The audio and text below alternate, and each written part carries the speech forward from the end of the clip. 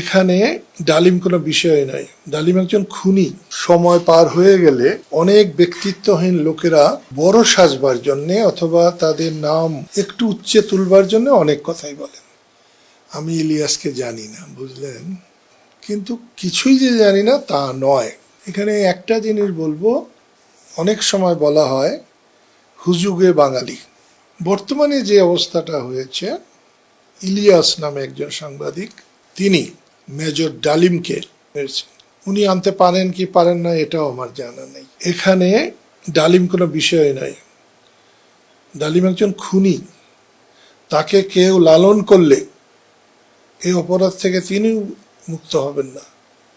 তিনি সেটা সাহিত্যিক হন, সাংবাদিক হন, সৈনিক হন বা রাজনীতিবিদ হন। সময় পার হয়ে গেলে অনেক ব্যক্তিত্বহীন লোকেরা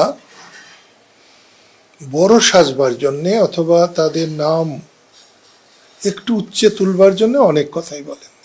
বাংলাদেশের মুক্তিযুদ্ধে যে বর্বর ঘটনাগুলো ঘটেছে, এটা এ সমস্ত লোকের ভাবনার ক্ষমতার বাইরে। তাই তারা যা বলছে তাদের কথাই যে আমাদেরকে আলোচনা করতে হবে এমন না, এরা ধর্তব্যের মধ্যে পড়েন না।